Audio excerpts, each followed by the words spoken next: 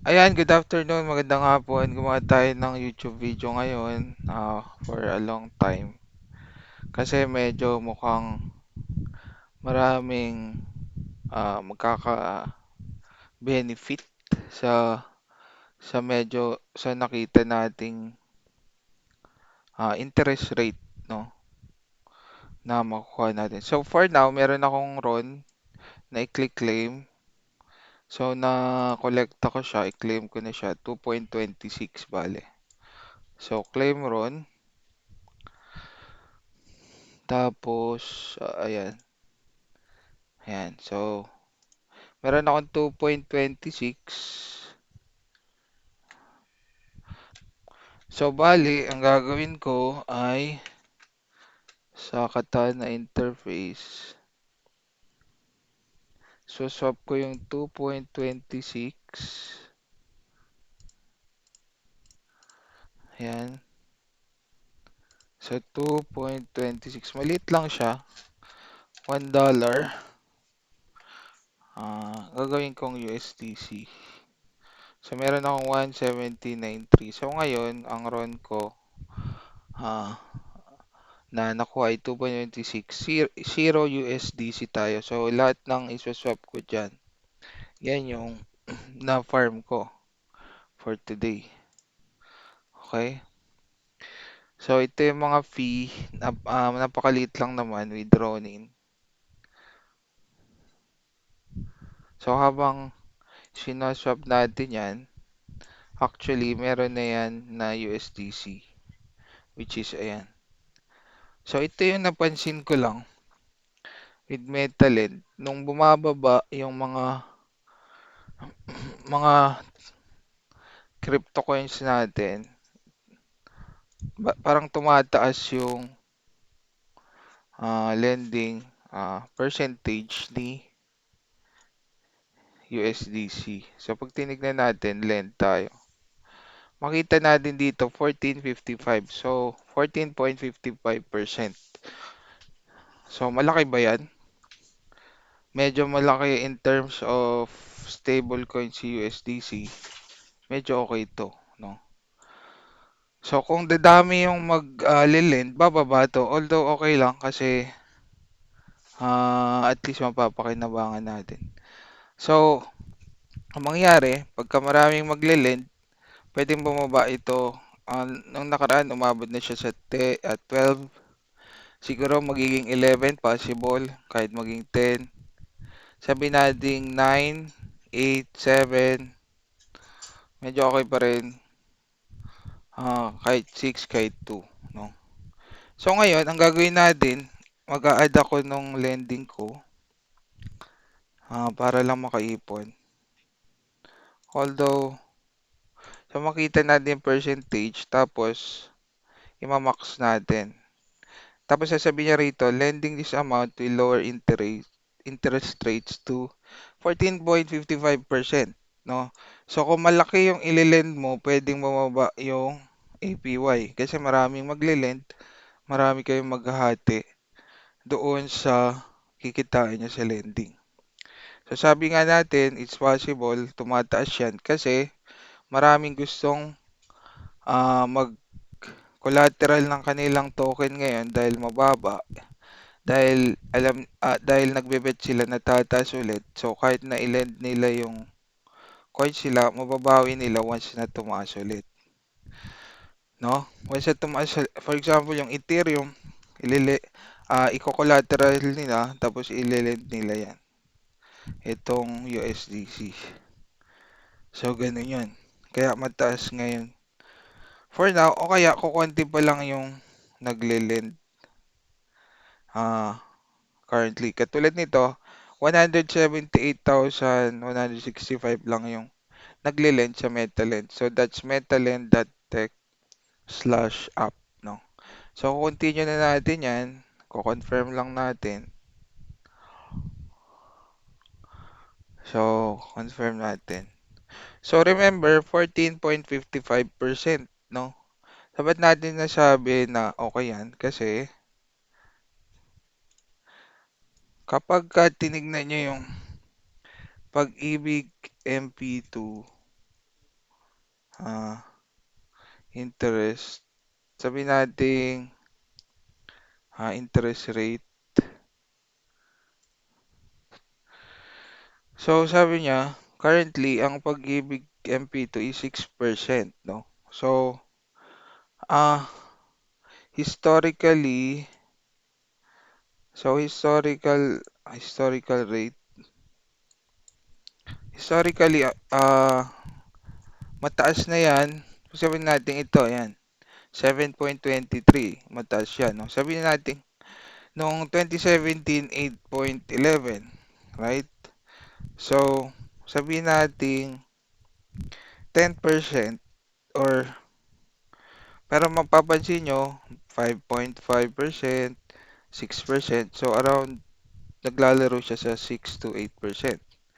Pero, relatively, mataas yan kasi sa bangko is ang ang interest na makuha natin yearly is around 0.5%,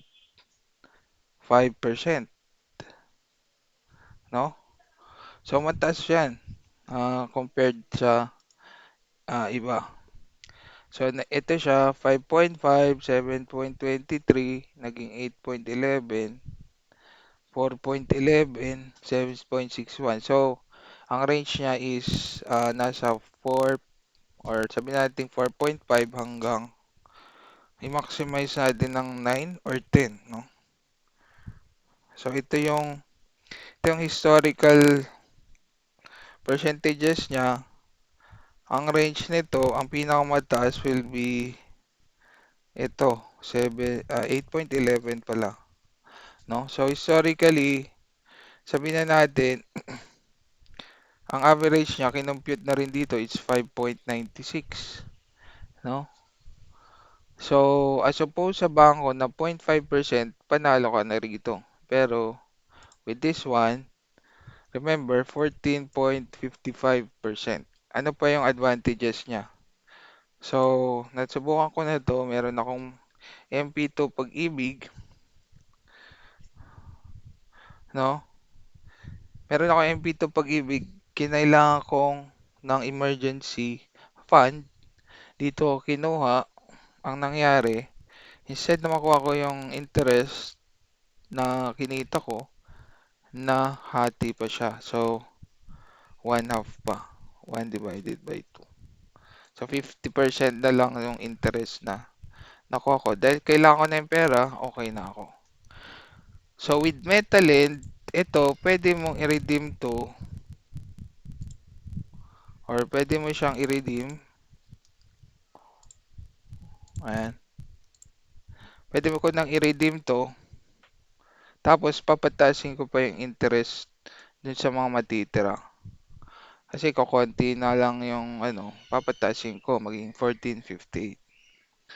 Okay? At the same time, kung ano man yung interest na yun, yun ay makuha ko. So, medyo mas madali siyang makuha anytime without thinking about kung mababawasan yung earnings ko dun sa APY niya na 14.55%. So panalo pa rin dito. So ito na, ano naman yung issue with this one? So yung sinabi ko kanina, pagka dumami yung magle-lend, possible bumaba yan ng 1%, so mababa na siya. Pero pwede mo naman siyang kunin anytime, at kung bumaba na siya sa Pag-ibig, halimbawa below 6% na at believe ka naman sa MP2, anytime naman pwede mong kunin, no? Tapos i-convert mo na lang. So, another issue is yung conversion. Siyempre, may konting mga charges para from USD or USDC papuntang peso, no? Although, in terms of emergency fund, nakikita ko siya, pag kailangan mo na siya, pwede mo siyang ma-withdraw anytime. Ah, at the same time, panalo ka pa rin. Kasi 14.55%. Tapos pag bumaba man, pwede mong withdraw. Ano pa yung isang issue? Ang issue dito, would rely dun sa Metalend. Although, kung siguro kung million-million na yung ilalagay nyo rito, medyo mag-iisip na rin ako, no? Pero for now, ah, medyo reliable naman si Metalend, pero of course, laging may risk yan, no? May risk yan. Although nung may problem or nung hindi masyadong maganda yung takbo with with the coins, andun naman siya. Nung nag-ball, nandun siya. Nung bumaba, nandun pa rin siya. So, medyo may track record na siya. Although, syempre, do your own due diligence, no? So, it's either ilalagay kung ilagay ko siya sa bangko, ah, pwede ko siya ma-withdraw anytime, right? Kaya lang 0.5% per annum, so sobrang liit. Kung ilalagay ko naman siya sa MP2, okay, medyo secure. Kaya lang, bago ko siya ma-withdraw, kailangan na matured na yung aking MP2, which is around 5 years ang alam ko dyan eh, no? Ah, so pagka hindi ko naabot yung 5 years tapos kailangan ko na nung pera, kalahati lang nung interest yung makuha ko. Sa Metalend,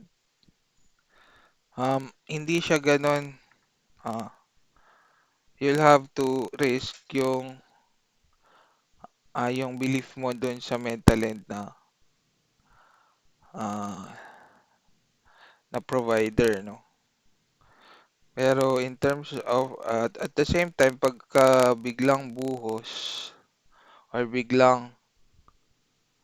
um, biglang nag-bull market, possible bumaba yan, no?